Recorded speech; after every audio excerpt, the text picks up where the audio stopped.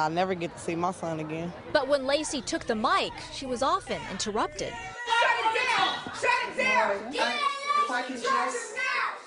More than an hour into the event, it was clear Lacey had enough and walked out early. Jackie Lacey must go! Melina Abdullah is one of the co-founders of Black Lives Matter Los Angeles. Her group meets every Wednesday for 2 hours in protest of Lacey outside of her office. They believe she has not done enough to prosecute officers in police-related deaths involving minorities. And they also think she over-prosecutes crimes involving minorities. I'm a mother of 3 children, and I know that my children are vulnerable to police violence. And unless they're held accountable, unless Jackie Lacey prosecutes police when they brutalize and kill us, then my children will be even more vulnerable. She says Lacey is a black woman who doesn't represent the interests of black people. All skin folk ain't kin folk. Not only her refusal to prosecute police, but her zeal in prosecuting black folks. Melina says the group is not officially supporting Lacey's opponent, DA candidate George Gascon, but they just want her out of office. Lou and Cher, good evening to you. This is still a very active investigation. The crime scene tape is up, the street is blocked off, and detectives are currently inside the home of prominent Democratic donor Ed Buck, who has been at the center of controversy following the suspicious deaths of 2 gay men inside his apartment in the span of just 18 months. Let's get you right to some of this video of the arrest just a short time ago. Here you can see Buck taken away in handcuffs, charged with operating a drug den out of his West Hollywood home and providing methamphetamine. The latest victim, a 37-year-old man who overdosed inside Buck's apartment last week but survived. In court filings, the district attorney says Buck injected his victim with methamphetamine on September 11th. Neighbors say they've been suspicious for years. Other men were not so lucky. Last January, 55-year-old Timothy Dean was found dead inside Buck's apartment located here on the 1200 block of North Laurel Avenue. The coroner saying he died of a methamphetamine and alcohol toxicity. He was the second man to die inside the home in less than 2 years. In July 2017, 26-year-old Jamel Moore was found dead. Officials say he died of a methamphetamine overdose. His death was ruled an accident and no charges were filed. Those close to Moore say he was working as a sex worker at the time he visited Buck's apartment. Another man who asked to remain anonymous previously told KTLA that Buck would instruct his male escorts to use high levels of drugs so he could watch their reactions. Buck, who is openly gay, was home at the time both men died. Advocates for the victims, as well as neighbors, say his arrest is a long time coming. Knowing that Ed Buck has finally been arrested after 2 people have died, another person has overdosed, is, in a way, I feel like we're vindicated because a lot of people told us that Ed Buck was never going to get arrested, that he was, because he's a white man and he's a white man with money and he lives in West Hollywood and these are, you know, black gay men. I think he preys on young black, underprivileged, you know, kids and men, boys, and I hope that they keep him there forever and, you know, that justice is served. Victims' advocates have been highly critical of District Attorney Jackie Lacey, noting that in the past, Lacey has taken political money from Buck, who has also, of course, donated to other wealthy Democrats. And if you come back to us live, we can tell you that we have reached out to Buck's attorneys. So far, no word from them tonight. We can tell you that Buck is due in court tomorrow, his bail set at $4 million. Reporting live in West Hollywood, I'm John Fenolio, KTLA 5 News. Get off of my porch right now. Get off. Good morning. Get off of my porch. I will shoot you. Get off of my porch. Can you tell Jackie Lacey that we're here? I don't care who you are. Get off of my porch right now.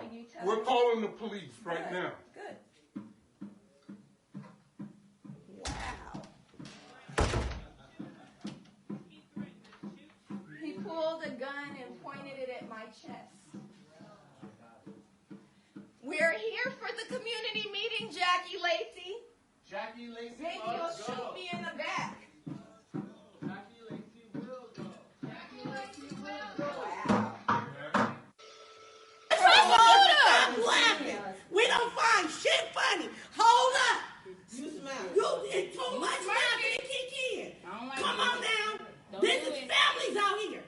If it was your child, I'm not talking to you. If this was your child, I would be doing the same thing in representation for you. Come on with the smile, Jackie. I'm not with the bullshit. We families out here, and we hurting. Answer the question correctly. And if you don't, come on now. It's time to go. It's time to go. Yay! It's time to go. It's the Jackie Lacey. Oh, my sign. It's the Jackie Lacey Must Go Hour. I told you guys I was going to do it, and I'm doing it. Gotta have some fun, right, during this election. If you don't know me, my name is Jasmyne Cannick, and I have a podcast. When I started my podcast, I called it Straight No Chaser, which I still kind of like that name, but then I kind of morphed it into Convo because I really like that name too because I have conversations with people, so I'm still trying to figure things out. But at any rate, this is my podcast. I like to talk. I like to talk a lot. I promised some weeks back that we would do a Jackie Lacey Must Go Hour, and today is that day because she got to go. And those videos are just a couple of the reasons why she got to go. If you want to tap into the conversation, you can call 323-815-4204. If you call and the line is busy, call back because that happens a lot. So 323-815-4204. If you got a gripe with Jackie Lacey, let's talk about it. Let's talk about why Angelenos, folks in LA County, are voting to send her packing on Election Day. This is a very West Coast edition of my podcast. I know I have people that watch, I have friends and folks that watch on the East Coast and from other parts of the country, but today we are going to focus on LA. We are, much of the country, especially criminal justice reform advocates, people who are interested in progressive district attorneys and progressive prosecutors are looking at Los Angeles. They're looking to see what is going to happen here with our district attorney's race. So, look, she got to go. I feel bad sometimes because she is a black woman and I'm a black woman and she's the first black woman to be the district attorney here in LA County. And that's nothing to scoff at. That's nothing to make fun of. That is an amazing accomplishment and one that she should be proud of and our community should be proud of. However, just because you got the job doesn't mean that you don't have a responsibility to the community. You don't have a responsibility to the people. And throughout Jackie Lacey's 2 terms in office, she has made it really clear that she is bought and paid for by the police unions. And I think that's really, really clear. She's very conflicted. Depending on who you ask, they'll say it's because people are mad at her because she doesn't prosecute police officers who kill and arm black and brown folks. There are people like me who are mad over the Ed Butt case, right? There are people who are frustrated with her in regards to how she's dealt with certain scandals that are going on right now within inside of her own office, right? There are a lot of reasons to choose from when it comes to Jackie Lacey. And quite frankly, she has not dealt with this situation over the past 4 or 5 years very well. She's basically ran away from the community and hid. I've seen her run away. Many of us have seen her literally run away and hide from the community. And I just think, again, if you're going to run for public office, this is part of the job. Part of the job is criticism. It's not always, oh, we love you so much and people fawning over you and thinking you're the greatest thing since sliced bread. It's also criticism. It's accountability. It's transparency. And the same goes for George Gascon. Should he end up replacing Jackie Lacey, he will be held accountable as well. These are not lifelong positions. These are not positions where you get elected and you get to stay there for life. Just ask former Sheriff Jim McDonald. And you can ask the current sheriff because he's on his way out too. These are not positions anymore that you can stay in for life, even if there are no term limits. The electorate is wising up. They're realizing that, every 4 years, or however, whether it's 2 years, every 4 years, every 6 years, these seats come up and people can be ousted. People can not be reelected. And if it's, so bad, like in the case of our current sheriff, well, hell, we'll just recall them. We can't wait, in some instances. So, we'll talk about that in a minute, Mary.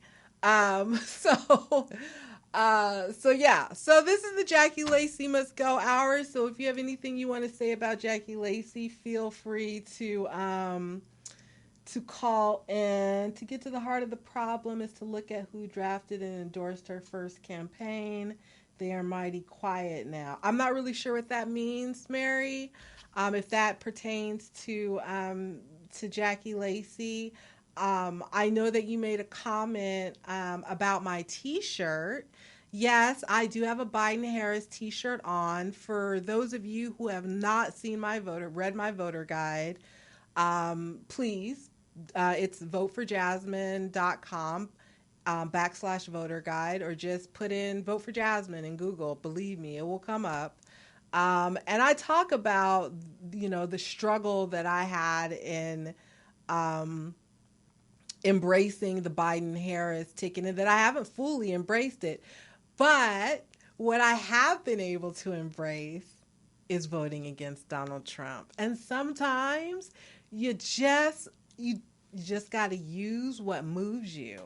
And if the idea of the first black female vice president doesn't move you, if the idea of replacing one old white man with another does not move you, perhaps just getting rid of Donald Trump will move you. Because for me, that's my motivation. That is my motivation. I want to see him gone. So, yes, I have on my Biden-Harris t-shirt. And I am going to vote for Joe Biden and Kamala Harris. I'm going to do my job. I'm going to make sure that I vote for them and get rid of Donald Trump. But I'm not one of those people who have drank the Kool-Aid, who think that all is going to be well, and that somehow on November 4th, life for black and brown people in America is going to be peaches and cream. Like, we're not going to have any problems November 4th or the day after he's sworn in January. Yeah, come on now. I know better than that, and you should know better than that. But I don't think any of us, at least not the people who watch my show and the people I talk to, most of the folks I deal with, we don't want another 4 years of Donald Trump. So it is what it is. This is what we got. I keep telling people all the time, you got to shit or get off the pot. I just had this conversation with some people earlier this week about endorsements, and it's like it's two people on the ballot. Just two people on the ballot.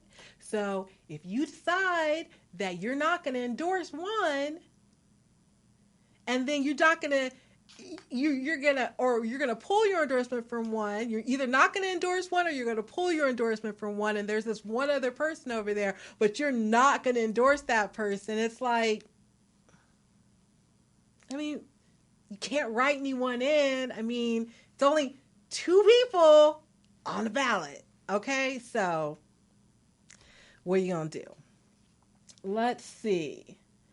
Hi, everyone. Hi, Jerome. I hope you are feeling better. I definitely hope you're feeling better. Hi, Megan. Oh, it's so nice to see everybody. Hi, Ariel. It's so nice to see everyone there. But yeah, so, anyway, go and this is my this is the Crib Notes edition. This is the one-page version of my voter guide where I just broke down the most essential, the essential contests in LA County, right? So the ones that basically will be on everyone's ballot, no matter if you live in Compton, Inglewood, Pomona, or Los Angeles, right? So all of those propositions, the countywide ballot measures, as well as president, vice president, district attorney, those judges, and the community college district. And speaking of judges, I don't know if you had an opportunity to catch the forum that I moderated last weekend with all 6 of the candidates running for Los Angeles Superior Court judge. But it was really interesting, and it was going swell right up until we got to the end. And then I don't know if Jackie Lacey put him up to it or not. I really don't know. But one of her employees showed his ass and had to be checked. And it wasn't not pretty, but it had to be done. You can read all about it on my website at iamjasmyne.com. I didn't queue up the video for that today, but it's out there. It's also on my Facebook page.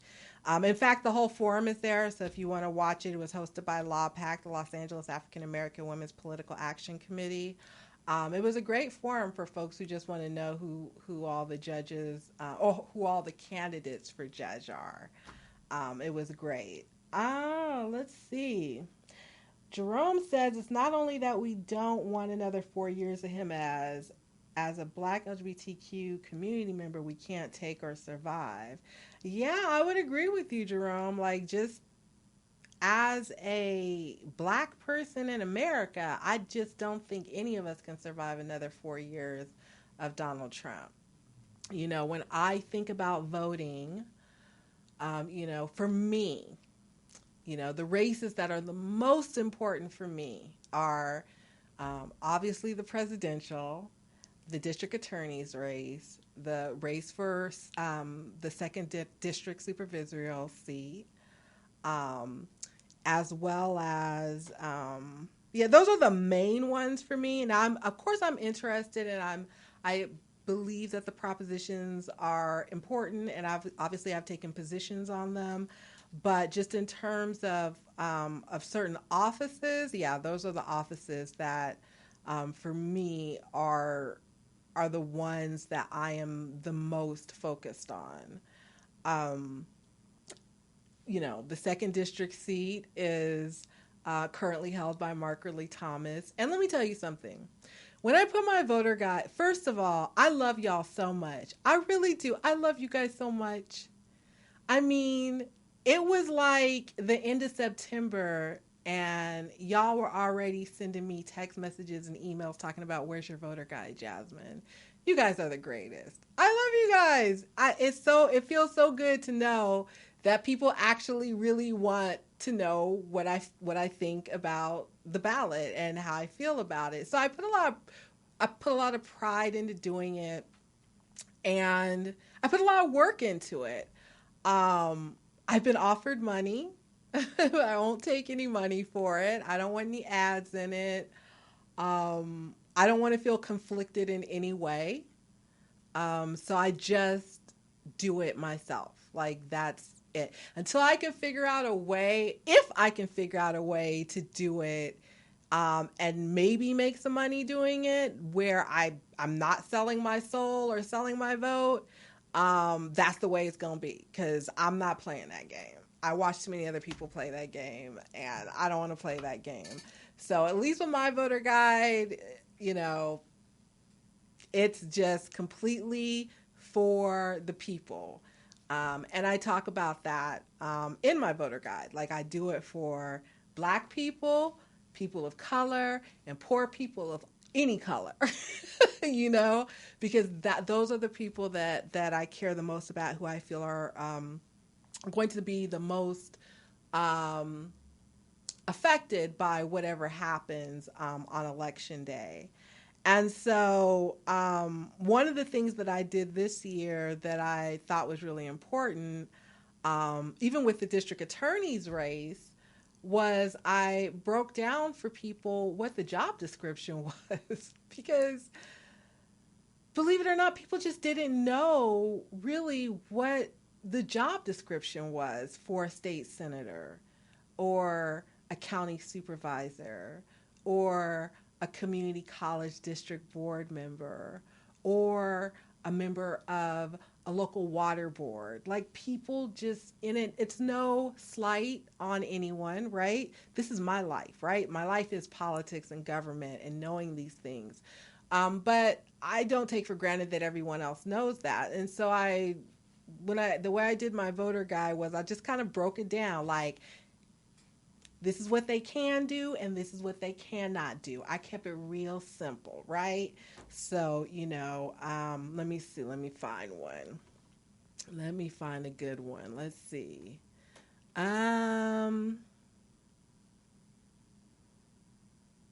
Okay. Let me find one. So, for example, the California State Assembly. So these, I said that they can help you with perhaps issues with the DMV, unemployment benefits. Of course, they will help you pay more in state taxes, but they cannot help you with your street cleaning or your tree trimming, or your trash pickup or graffiti removal, Medicaid or Social Security or your DWP bill. It's very important to know what branch of government, what office deals with what. And so I broke that down in the voter guide this year for folks. And I tried to do it in a funny way, even with the district attorney's race. What can the district attorney help you do? Go to jail, go to prison. That's true. That's what they can help you do. What can a district attorney not help you do? Prosecute Democratic donors who have Black gay men end up dying in their houses of overdoses of crystal meth. What can the district attorney also not help you with? I don't know. Prosecuting rogue police officers who blatantly kill unarmed people of color. Or just simply getting justice. But hopefully all of that will change when the votes are tallied up on November 3rd. At least we hope so. Oh, thank you, Donna. I appreciate that. I heard some very good things about you today, Donna, on a call I was on. Just want to let you know, I heard some super awesome things about you. People were bragging about you. So just know that people like you in the neighborhood. But so check out the voter guide. It has a lot of information. There's a booklet you can download. You can do the crib notes. You can do the one sheet. You can download a PDF. I've done a dozen voter forums for different church groups and block clubs and this and that. I got one in the morning I got to do for a church. Which I'm happy to do. I'm always happy to break it down for folks because it's not easy. It truly is not easy. And this week I wrote an op-ed with West Hollywood's Mayor Lindsay Horvath on why I'm voting no on Proposition 25, which is the cash bail, the bail, money bail proposition. And I think it's really important that people understand, in the Black community, y'all know we got a saying that everything that glistens is not gold, right? So y'all need to read the fine print on that and understand that it's not everything it's cracked up to be. And the people who do the work around bail, who do the work around bail reform, who do the work as it relates to the jails are against it. And they're the experts. And so we should be listening to them. We should definitely be listening to organizations like Dignity and Power Now and Justice LA. And I do. So, their arguments make perfect sense. I am definitely not a fan of replacing one bad system with another. And that's what we're poised to do because, people don't read the fine print. They just hear the gold, in bail, in money bail. And they're not reading the fine print there. Let's see. We're just giving common respect, balance. That's true, Jerome. That is definitely true. But yeah, so I'm trying to think, I got so much I want to talk about when it comes to Jackie Lacey because I'm just so conflicted about her because, I am not I'm not like one of these people that are like, let everybody out the jails and no jails, no prisons. Let's just sing Kumbaya. And if everybody has a job and there will never be any crime ever, as long as everybody has a job and has a place to live. I do not romanticize black people. I do not romanticize people, period. Okay? So I know that there are bad people. There are people who do bad things. Okay? So, and many of you guys know, I helped push Ed Buck into that jail cell that he's sitting in right now. So I obviously don't have a problem with jail. But of course I don't want to see someone going to jail or going to prison for stealing a candy bar. I don't want to see them going to prison for 25 years. That's absolutely ridiculous, right? So so I'm not, on the let them all out tip, but I'm also not on the lock them all up tip either. I'm somewhere in the middle where we just need some common sense. We need some common sense reform. And I don't think we're going to get that with Jackie Lacey. I think she's strong in some areas and she's weak in other areas. Bottom line is she's not willing to prosecute police officers. And there have been police officers who have murdered people.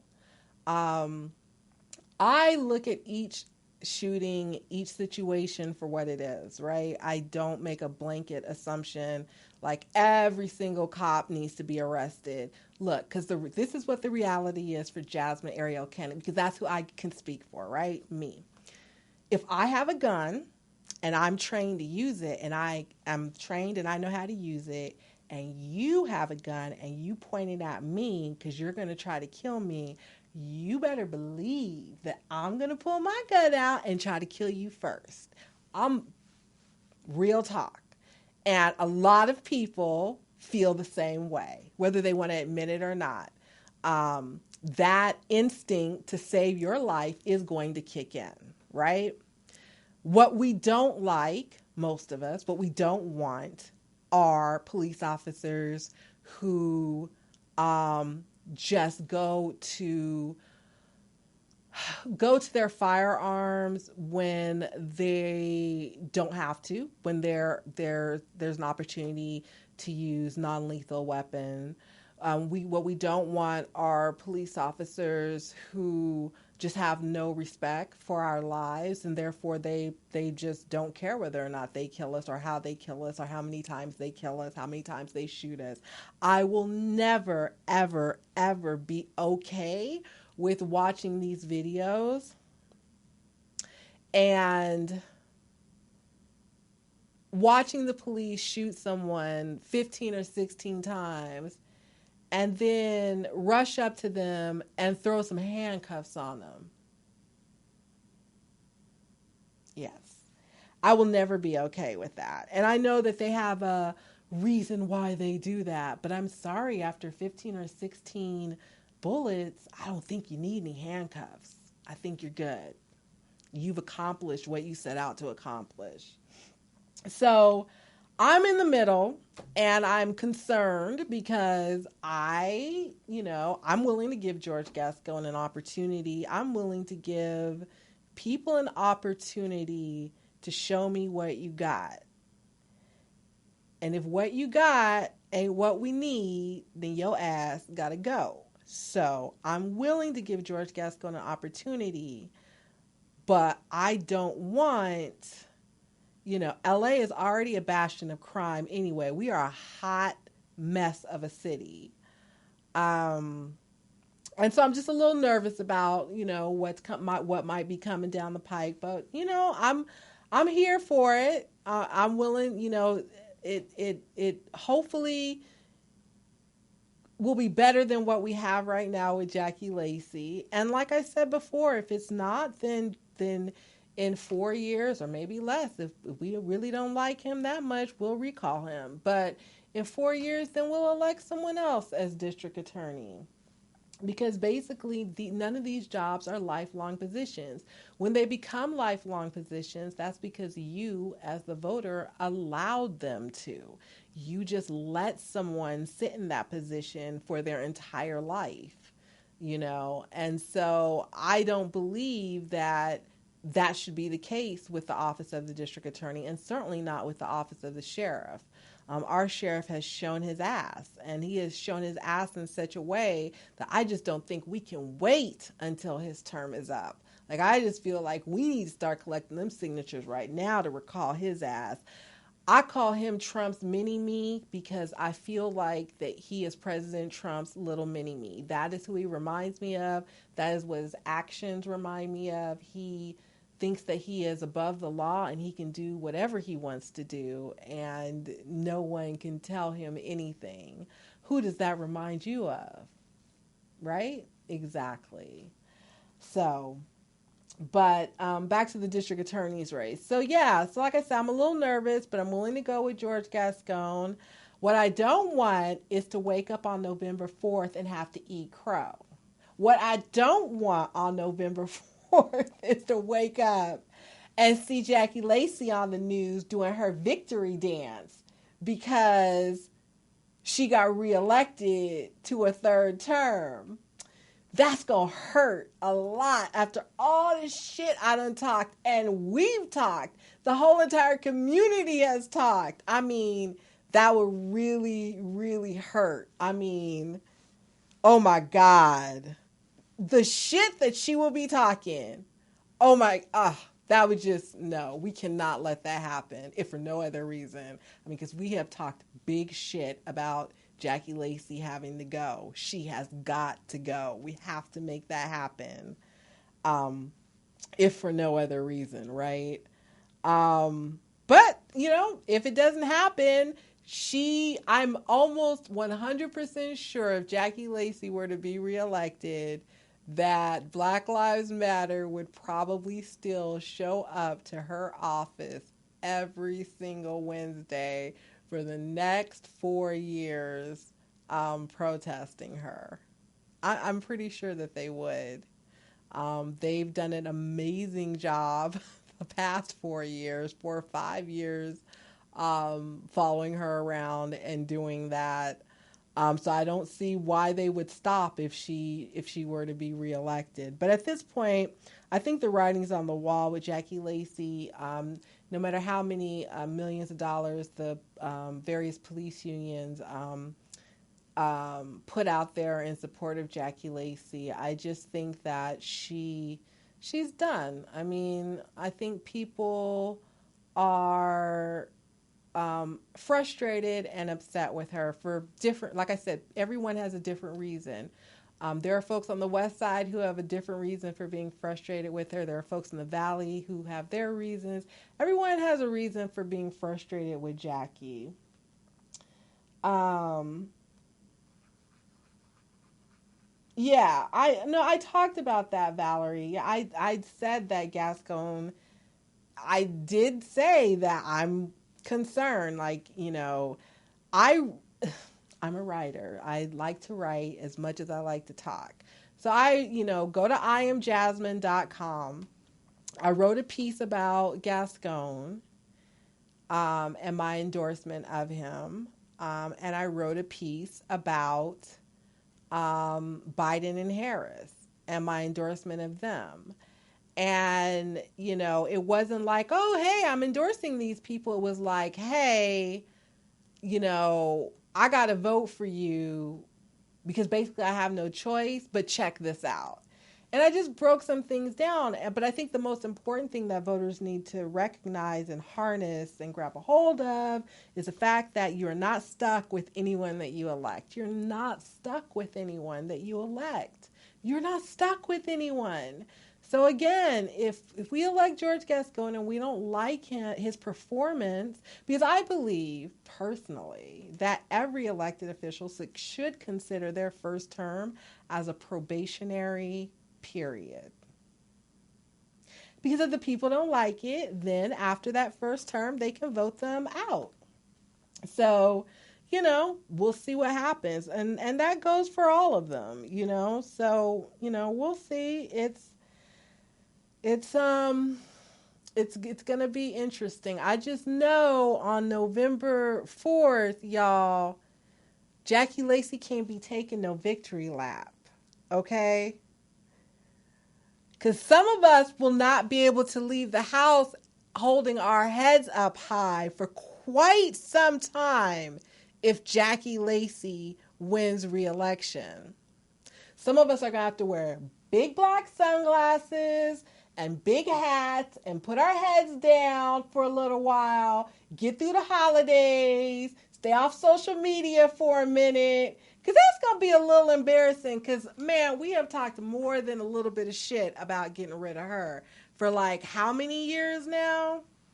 So, yeah, I don't know. I'm concerned, but hopefully things are going to turn out the way that they're supposed to turn out. I mean, there is a difference, you know, between talking shit on social media and actually filling out a ballot and returning it. There is a difference between talking shit on social media, protesting in the street, and filling out a ballot and returning it. Yeah. Okay. I said it twice because it bears repeating. It's really important to understand that we follow our actions, our words with action, our actions with action. And that we actually do more than just say that Jackie Lacey must go. We do our part to make sure she does go. I think that is going to be the test here, is whether or not, it was more or less a social media campaign or about protesting, or if people really were able to galvanize their communities, organize their communities to get out the vote. And I'm hoping that it's the latter, because if we're able to successfully get rid of Jackie Lacey, it will also send a message throughout the country as well that no prosecutor is safe, that communities and voters are waking up. They're understanding the power of their vote, particularly in local elections, which, people who know me know that I've been talking about local elections for over a decade, just in terms of how important they are. To me, how much more important they are in some instances than what's going on in Washington, D.C. And so if we are able to give Jackie Lacey the boot, then folks across the nation will take heed of that, and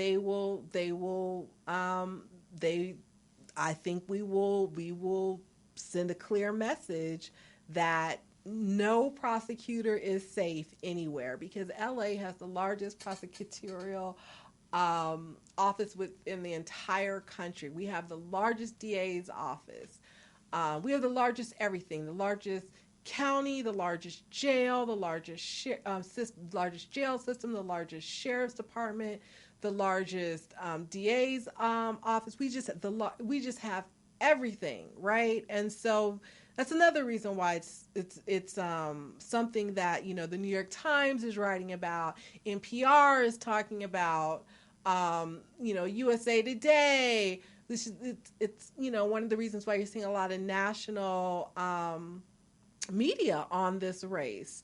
And, you know, I want to give a lot of credit to Black Lives Matter, because I do remember when they weren't popular and politicians didn't like them, and they were standing in front of Jackie Lacey's office every Wednesday, and no media was covering them, but they were still there.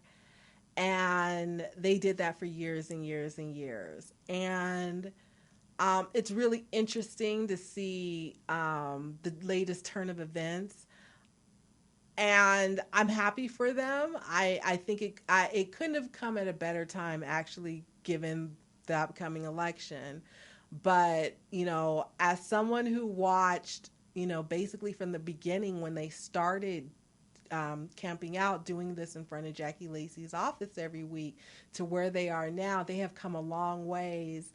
And there were people who gave them no respect, people who wouldn't cover them in the media, people who ignored them, politicians who ignored them, didn't want to see them coming in their building, okay? And now everybody's falling all over themselves to get to them. And so I know they've got to be feeling really good and really proud right now that they've been able to break through, particularly on this race, right? And make this a national issue. And you guys, you know, should be really proud of them, especially the folks that were not out there with them. We're not out there in front of Jackie Lacey's office with them. You should be proud of them, because they were out there along with the families of many, many, many, many people throughout the past couple of years who have been killed by the police or the sheriff's department. And, you know, they were extremely helpful when called on around the At Butt case. And I really appreciated that as well. So, you know, we got a lot of work to do between now and November 3rd to get rid of Jackie. I'm here for it. I got my mug. Jackie's got to go. I got my sign. And on my voter guide, you know, I make it clear not to vote for her. All of my voter education forums that I'm invited to speak at, I always encourage people not to vote for her at all. So I'm doing my part. I am doing my part. So y'all don't disappoint me, because I don't want to wake up on November 4th and see that woman on TV grinning and smiling because she done won a third term. Oh, Lord, I don't know. I probably won't be able to leave my house for a whole week. I mean, how do you bounce back from talking this much shit and then the person wins? It happens, though. It does happen. I mean, it's politics. This is what you do, right? But we don't want her to win. So, again, my voter guide is voteforjasmyne.com. And it's vote, F-O-R, Jasmyne, JASMYNE.com. You can go to voteforjasmyne.com. You can just click on, it'll right on the homepage somewhere, it'll say click here for the 2020 voter guide. You can catch it there. You can go to my regular website, iamjasmyne.com, for all of my commentary on the election and different races. So far, I've written about the judges. I've written about the presidential and president, vice president, Biden and Harris. I've written about Lacey and Gascon. I've written about Prop 25. And maybe I've written about something else, but that's what comes to mind right now. I may write about a couple of more before all is before it's all over. But yeah, definitely go check those out. And if you have any questions, feel free to reach out to me. If you want me to come speak to your block club or your church or your group or whatever about how to vote, or even just to explain what the different propositions and measures are, you could hit me up through my website. And if I'm available, I'll definitely do it. And yeah, so, I am going to get ready to sign off because I decided that in honor of my Jackie Lacey Must Go hour that I would end the show today by playing a video. Oh, thank you, Isidra. I appreciate that. I try to be helpful. I would end the show today with this Color of Change video. So we partnered with Color. When I say we, Justice for Jamel and all of Ed Buck's victims had partnered with Color of Change over the past, I want to say 1 to 2 years. This was before Ed Buck had gotten arrested. So just keep that in mind, that we shot this before he was arrested. But I really wanted to play this video for the Jackie Lacey Must Go hour. I hope that you guys will stick around and watch it. I think it's a really great video. It really moves me every time I watch it, and it tells the story so great. And I'm just so grateful to Color of Change for producing this video and putting it together in the way that they did. So yeah, so that's that. And next week is my birthday. Yes, next week is my birthday, so I will not be here. But I will be back on the 30th, and that'll be the last show before the election. So we'll do part 2 of the Jackie Lacey Must Go hour, but we'll do some other fun stuff, and I'll be in my Halloween costume for show. I do have a Halloween costume. I actually have 2, so I have to decide which one I want to wear, but I will be in my costume on October 30th, but I will not be here next week because I will be celebrating my birthday. Hint, hint. No, I'm just kidding.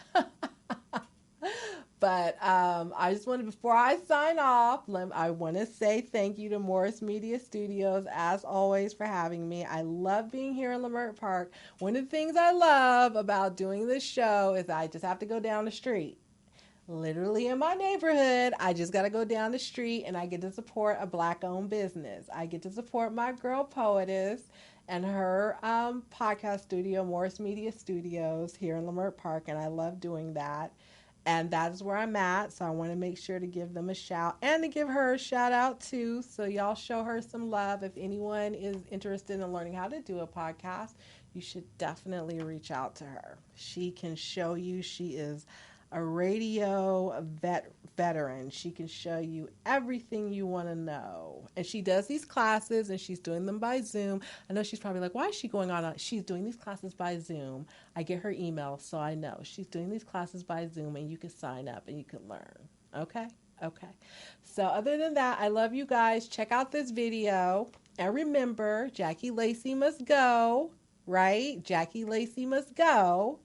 And Jasmine doesn't want to eat crow on November 4th. So Jackie Lacey got to go. Okay? She has to go on November 4th. I got to wake up, and take my victory lap. I'm not trying to take an L on this race at all. Okay? So Jackie Lacey got to go. All right, you guys? I love you guys very much. Check this video out. Bye.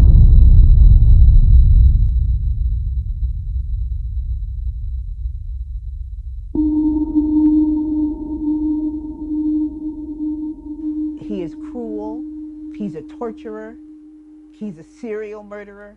Ed Buck is that cruel, sadistic slave master that knows that he has the power to do whatever he wants to do to Black people, and he, sure enough, gonna do it. We start off with Jamel Moore. This is a young man, bright future, who, by all accounts, is someone who is loved by his friends, his family, his community, and he, because of other circumstances, finds himself in survival mode. And he, as part of this finding himself in survival mode, meets Ed Buck. Ed Buck is far from survival mode. Ed Buck is a white, wealthy, Democratic donor who is used to doing what he wants to do. And part of what he wants to do is to pick up black men. He uses his money to get vulnerable young black gay men to come over to his apartment to do drugs and do sexual things. And when he's done with them, if they're still alive, he tosses them out the door. According to Jamel Moore, Ed Buck was the first person to give him meth, and that he was being forced to do crystal meth by Ed Buck, and that Ed Buck had gotten him addicted to crystal meth. Literally, he could not get a sentence out of his mouth. He was terrified of Ed. He was terrified of Ed. And I didn't know what to do. I didn't know how to help him. You know, other than to tell him to get out of town. You know, you need to leave here. And so even when Jamel Moore leaves in July of 2017 to go back to his family, go back to his mother, go back to his home, Ed Buck still continues to call him, still goes after him, finally convinces him, using that addiction, to come back to LA, buys him a plane ticket on July 26th. He comes to Los Angeles. Ed Buck arranges for him to be picked up by an Uber. He goes to Ed Buck's house, and the next time we see Jamel Moore outside of Ed Buck's house, he's in a body bag on a gurney, dead. Even before his body was taken out of there, Ed had already invited another dude over there. This dude was trying to step over his body to go into the apartment. Here was someone that I could not imagine living without in a bag.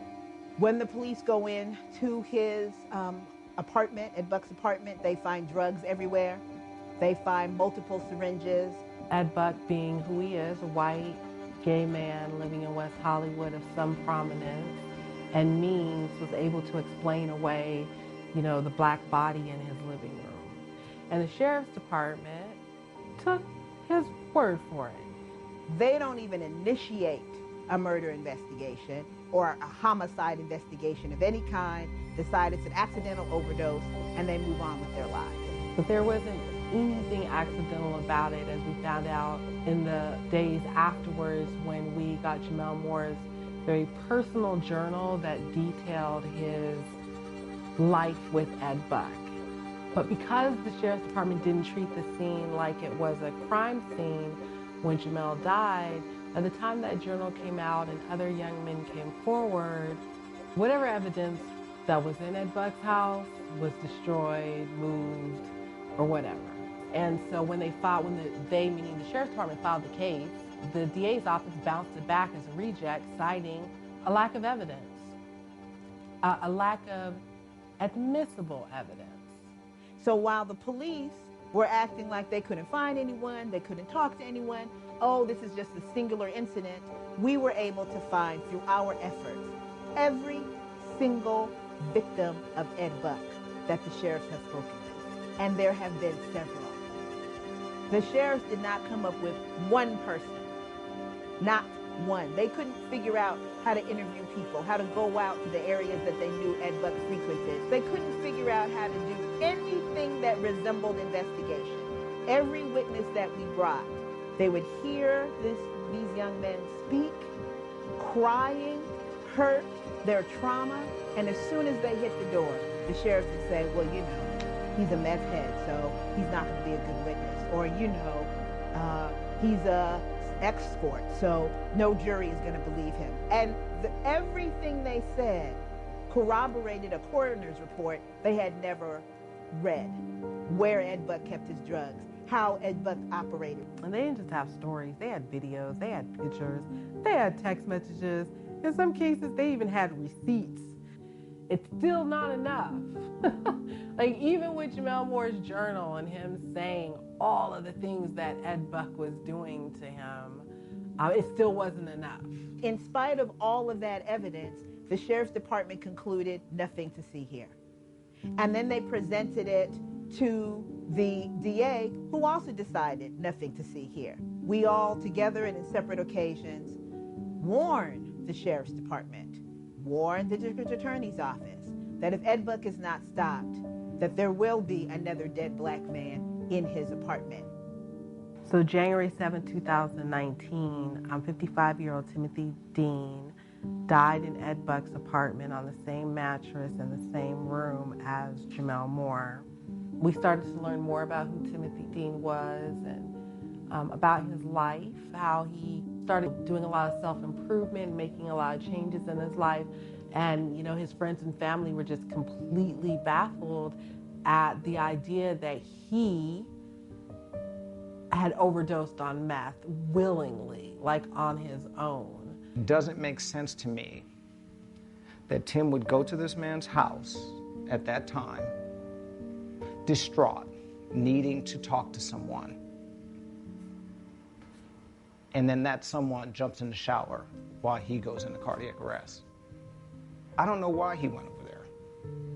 I don't know what happened, but lightning doesn't strike twice in the same place. This time it's a different set of police, knowing about what happened to Jamel, and yet, once again, he's not arrested, he's not questioned. Ed Buck is left totally alone, and it is allowed to be ruled an accidental overdose with still no prosecution of Ed Buck.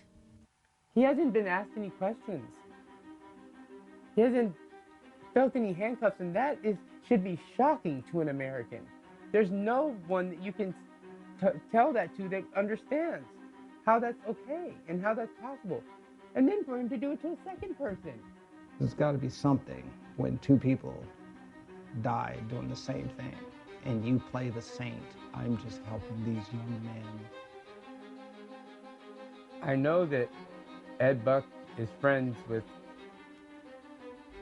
the West Hollywood sheriff, but he has a duty to protect the entire community, not just his friend. What about Jamel? What about my friend? So Jackie Lacey needs to do her job. Jackie Lacey and her office, they need to stop trying to be judge and jury. They need to put this case in front of a jury and let a jury decide what Ed Buck's fate should be. In terms of Jamel Moore, she certainly could have already filed her felony murder case. Furnishing drugs is a felony. Injecting people with drugs against their will is a felony. If that results in death, that's felony murder. So she could be filing felony murder charges against Ed Buck. We know that if Ed Buck was a brother, okay, it was Brother Buck, and if Jamel Moore or Timothy Dean were white men, or even worse, blonde-haired white women, there would be such an outcry, and she would have already pushed these sheriffs. It has been 2 years since Jamel Moore was murdered in Ed Buck's apartment. 2 years we have fought and scratched and done everything that we could to bring justice to Jamel. We've come too far to stop, right? We've got to keep going. We've got to move forward. When it comes to Tim and Jamel, they had 3 strikes. They were black, they were gay, and they were associated with sex work, allegedly. But it doesn't even happen. You can take the sex off, and it's still, what is it worth? I don't know who can answer that.